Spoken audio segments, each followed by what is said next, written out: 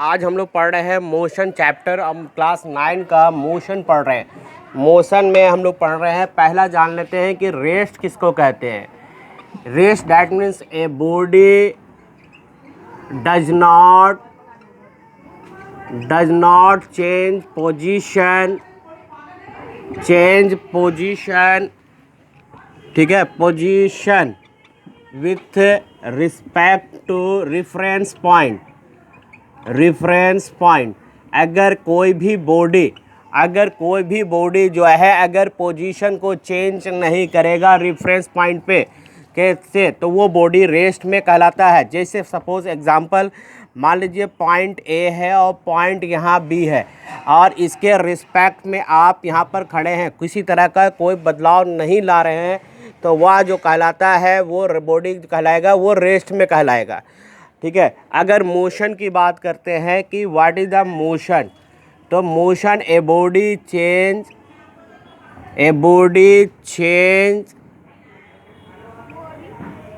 Position with respect to reference point. यानी reference point से अगर कोई ऑब्जेक्ट अपने पोजीशन में बदलाव लाता है तो उसको मोशन में कहते हैं। जैसे सपोज़ एक पॉइंट ए है, पॉइंट बी है, यहाँ पर आप खड़े हैं और इस रेफरेंस पॉइंट के रिस्पेक्ट में आफ्टर सम टाइम जो है आप पॉइंट सी पर पहुँच गए, तो ये एक डिस्टेंस में आप इसके रेफरेंस में यानी बी के रेफरेंस से आपने पोजीशन ए को बदलकर सी पॉइंट पर आ गए हैं, तो इसको कहेंगे हम लोग मोशन कहेंगे। मोशन के बाद अब एक टॉपिक आपका आता है पहले distance. What is the distance? ये एकदम छोटा सा क्वेश्चन है लेकिन बहुत ही कंफ्यूज करता है। Distance that means the actual path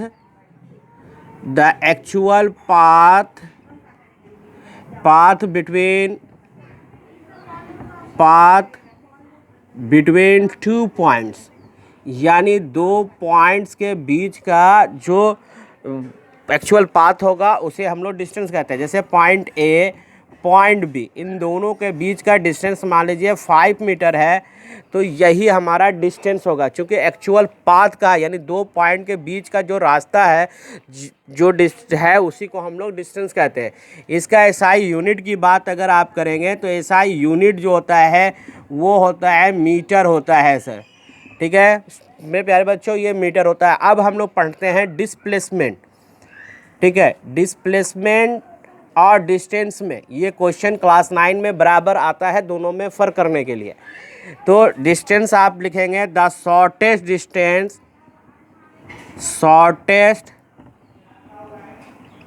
distance between two points. यहाँ देखिए दोनों में फ़र्क ज़रा सा समझिएगा। एक है actual path between two points और एक है शॉर्टेज डिस्टेंस, यानी कि ये सबसे जो करीब जो दूरी होगा, शॉर्टेज जो डिस्टेंस अगर आप कवर कर लीजिएगा तो वो डिस्प्लेसमेंट होगा। इसको एक एग्जांपल से समझते हैं। जैसे मान लीजिए पॉइंट ए से पॉइंट बी तक आप गए, पॉइंट बी से अगर आप सी तक गए, तो आपको ए से सी तक पहुंचने का दो रास्ता है। पहला रास्ता यह है कि आप ए से बी जाइएगा, बी से आप सी पहुंच जाइएगा। दूसरा एक रास्ता यह है कि अगर आप ए से सी डायरेक्ट पहुंच सकते हैं, यानी यह शॉर्टेड डिस्टेंस, यही शॉर्टेड डिस्टेंस को ही हम लोग क्या कहते हैं, इसी को हम लोग डिस्प्लेसमेंट कहते हैं। क्लियर? इसको हम लोग डिस्प्लेसमेंट कहते हैं। और डिस्प्लेसमेंट का आप अगर जैसे मान लीजिए फॉर एग्जांपल अगर डिस्टेंस डिस्प्लेसमेंट फिर समझते हैं। मान लीजिए ए से बी गए आपने, बी से आप सी गए, सी से आपने कहाँ पहुँच गए, डी पहुँच गए। तो अब हमको डी तक पहुंचने के लिए दो रास्ते हो सकते हैं। एक तो रास्ता यह होगा कि आप ए से बी पहुंचिएगा, बी से सी आइएगा और सी से डी पहुंच जाइएगा। एक तो यह हो गया ए से डी पहुंचने का। दूसरा रास्ता जो है वो ए से डायरेक्ट आप डी तक पहुंच जाएंगे, इस तरह से। तो देखिए यहाँ पर अगर डिस्टेंस की बात करेंगे, समझेंगे बढ़िया से, डिस्टेंस बराबर A B plus B C plus C D होगा। ये हो गया डिस्टेंस। यानी अगर ए बी को बी सी और सी डी को जोड़ देंगे तो वो हो जाएगा डिस्टेंस। लेकिन अगर हम डिस्प्लेसमेंट की बात करेंगे, अगर डिस्प्लेसमेंट की बात करते हैं तो ए से डी का जो डिस्टेंस हो गया वही शॉर्टेस्ट डिस्टेंस जो पोजीशन आएगा उसी को हम लोग डिस्प्लेसमेंट कहते हैं। यानी ए से डी तक का डिस्टेंस जो है डायरेक्ट जो हम फाइंड आउट कर लिया शॉर्टेस्ट डिस्टेंस में, उसे हम लोग डिस्प्लेसमेंट कहते हैं।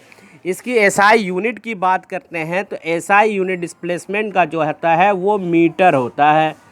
अगर आप इसमें कहेंगे कि यह वेक्टर क्वांटिटीज़ है, ये याद रखिएगा, वेक्टर क्वांटिटीज़ किसको कहते हैं इसको समझते हैं। अगला टॉपिक रहेगा हमारा। चूँकि देखिए एक चीज़ जान लीजिए कि वेक्टर क्वांटिटीज़ में डायरेक्शन हो रहा है। देखिए यहाँ पर अगर आप डायरेक्शन की बात करते हैं तो आप इधर से देख लीजिए, तो आपका ये नॉर्थ होता है, ये साउथ है, ये ईस्ट है और ये वेस्ट है। अगर आप इसको इस तरह से लाइन ड्रॉ किए हैं तो साउथ ईस्ट की ओर आप मौजूद हैं, तो यह डायरेक्शन आपको शो कर रहा है, ठीक है, या आप इस डायरेक्शन में मूव कर रहे हैं, तो इसलिए ये वेक्टर क्वांटिटीज़ है। और डिस्टेंस में कोई डायरेक्शन नहीं होता है तो इसको कहते हैं स्केलर क्वांटिटी। अब इसको समझते हैं कि दोनों को स्केलर और वेक्टर क्वांटिटीज़ क्या होता है। आगे हम इसको बढ़ाते हैं। स्केलर क्वांटिटीज़ का जो डेफिनेशन होगा वो क्या होगा, वो चीज़ हम लोग समझते हैं। Scalar quantities, scalar quantity that means it has, या ऐसे लिखिएगा the physical quantity, physical quantity which has only magnitude not direction, यानी कि सिर्फ और सिर्फ मैग्नीट्यूड होगा और डायरेक्शन नहीं होगा। जैसे एग्ज़ाम्पल अगर आप बात करें तो मान लीजिए 5 मीटर, 10 किलोमीटर, ये होता है आपका स्केलर क्वांटिटीज़। अगर आप वेक्टर क्वांटिटीज़ की बात करेंगे, वेक्टर क्वांटिटी की बात करेंगे तो the physical quantities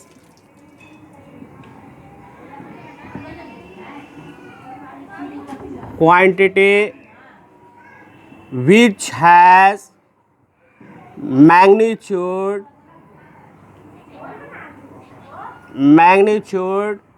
as well as direction, vector quantities उसे कहते हैं जिसमें मैग्नीट्यूड के साथ साथ डायरेक्शन भी होता हो। जैसे आप अगर बोलते हैं कि 10 किलोमीटर टू वर्ड नॉर्थ या 15 मीटर टू साउथ, यानी आप इसमें डायरेक्ट दूरी के साथ साथ, डिस्टेंस के साथ साथ आप डायरेक्शन बता रहे हैं, तो इसको हम लोग वेक्टर क्वांटिटीज़ कहते हैं। सो स्टूडेंट्स, आप इस चैनल के साथ बने रहिए क्योंकि क्लास 9 और से लेकर 12 तक सारे सब्जेक्ट का इसमें एक आपको ऑनलाइन पढ़ाई पड़ जा रहा है, जिसमें आप सब्सक्राइब कर लीजिए। फ्री सब्सक्राइबर है, कोई पैसा नहीं लगता है।